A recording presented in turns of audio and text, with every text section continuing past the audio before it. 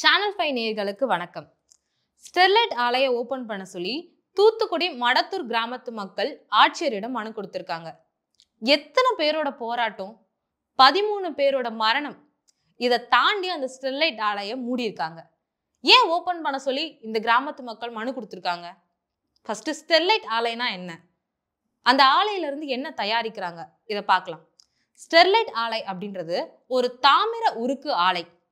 உலோகமா கிடக்கிற தாமிரத்தையோ இல்ல மறுசுழற்சி செய்யக்கூடிய ஒரு தாமிரத்தையோ எடுத்து உருக்கி சில வகையான அமிலங்களை கலந்து உருக்கி மக்கள் பயன்படுத்தக்கூடிய சில பொருட்கள்ல இன்ஃபியூஸ் பண்றதுதான் இந்த தாமிர உருக்கு ஆலையோட வேலை. உதாரணத்துக்கு ஒயர் இருக்குல்ல, ஒயர்ல போடுற தாமிர கம்பி, காப்பர் வாட்டர் பியூரிஃபைட்ல போடுற இந்த உள் வேலைப்பாடுகள், அப்புறம் அயன் பாக்ஸ்ல வைக்கக்கூடிய ஷீட், இது போல சில வேலைப்பாடுகளுக்காக இந்த தாமிரம் பயன்படுத்தப்படுது.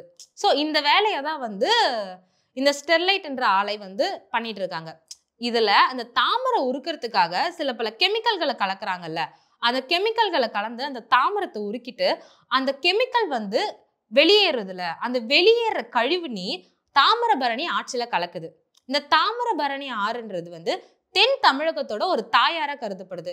இந்த தாமிரபரணி ஆறு எங்கிருந்து உருவாகுதுன்னா மேற்கு தொடர்ச்சி மலையில உருவாகி பாபநாசம் வழியா தூத்துக்குடி திருநெல்வேலி மாவட்டத்துக்கு மன்னார் வளைகுடால கடல்ல கலக்குது.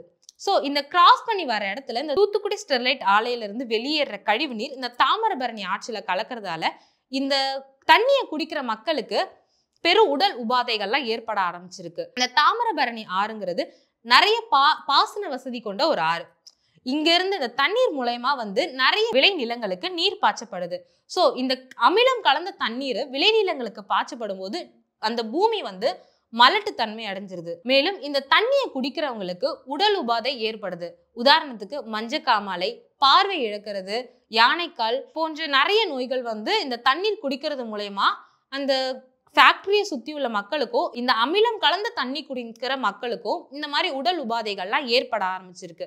இதை கண்டிச்சு அப்பத்துல இருந்து நிறைய மாணவர்களும் தன்னார்வலர்களும் போராட ஆரம்பிச்சிருக்காங்க. இந்த ஸ்டெர்லைட் ஆலையானது 1996ல நம்ம தமிழ்நாட்டுல தூத்துக்குடின்ற ஒரு மாவட்டத்துல கொண்டு வராங்க. இதுக்கு முன்னாடி வட மாவட்டங்கள்ல மகாராஷ்டிரா, கோவா போன்ற மாநிலங்கள்லயும் இந்த ஆலையை கொண்டு வர்றதுக்காக முன்னேற்பாடு செஞ்சிருக்காங்க. ஆனா இந்த ஆலையில இருந்து வெளியேறக்கூடிய கழிவு நீர் அந்த சுற்றி இருக்க மக்களுக்கு தீங்கு விளைவிக்க கூடியது அப்படின்ற ஒரே காரணத்துக்காக அந்த மாநிலத்தை சேர்ந்த அரசு இதை முழுவதுமா தடை பண்ணிருக்காங்க. இயற்கை முறையில இந்த கழிவுகளை வெளியேற்றுவோம் அப்படின்னு சொல்லிட்டு இந்த ஸ்டெர்லைட் நிறுவனம் அளிச்ச ஒப்புதல் காரணமாக அப்போதைய அரசு இங்க தமிழ்நாட்டுல இந்த ஸ்டெர்லைட் ஆலையானது 1996ல தமிழ்நாட்டுல தூத்துக்குடின்ற ஒரு மாவட்டத்துல கொண்டு வரப்பட்டிருக்கு.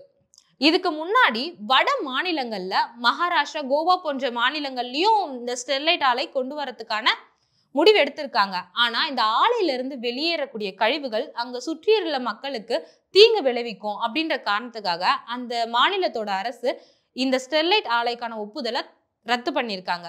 அது இங்க தமிழ்நாட்டுல நவீன முறையில எந்த தீங்கும் விளைவிக்க கூடாத அளவுக்கு அந்த நவீன முறையில பயன்படுத்தி இந்த ஸ்டெர்லைட் ஆலை கழிவுகளை வெளியேற்றுவோம் அப்படின்னு சொன்ன வாக்குறுதி காரணமாக அப்போதைய அரசு ஸ்டெர்லைட் ஆலையை இங்க நிறுவனத்துக்கு ஒப்புதல் அளிச்சிருக்காங்க. காலப்போக்குல இந்த ஸ்டெர்லைட் ஆலையில இருந்து வெளியேறக்கூடிய கழிவு தாமிரபரணி ஆற்றில கலந்து அங்க உள்ள மக்களுக்கு நோய் ஏற்பட ஆரம்பிச்சிருக்கு. ஸோ இதை கண்டிச்சு அப்பத்துல இருந்து நிறைய மாணவர்களும் தன்னார்வலர்களும் போராட்டம் பண்ணிட்டு இருந்தாங்க.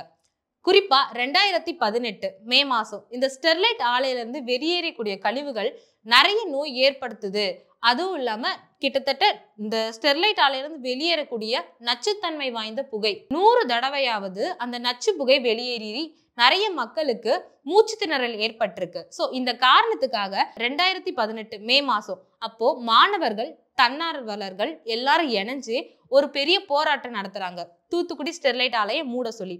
அப்போ தமிழ்நாடு அரசு நடத்திய துப்பாக்கி சூட்டு காரணத்தால 13 பேர் உயிரிழந்திருக்காங்க. இந்த உயிரிழப்புக்கு அப்புறம் இந்த ஸ்டெர்லைட் ஆலை தொடர்ந்து மூடி இருக்காங்க. இப்போ 2025ல அந்த ஸ்டெர்லைட் ஆலையை திறக்கணும் அப்படின்ட்டு இந்த மடத்தூர் கிராமத்தை சேர்ந்த இளைஞர்களும் பெண்களும் ஆட்சியர்கிட்ட மனு கொடுக்குறாங்க.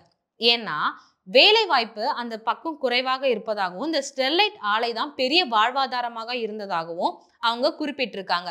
கடந்த 2023 பெரும் மழையின் போது கூட இந்த ஸ்டெர்லைட் நிறுவனம் தங்களுக்கு நிறைய உதவி செஞ்சிருப்பதாகவும் கூறியிருக்காங்க.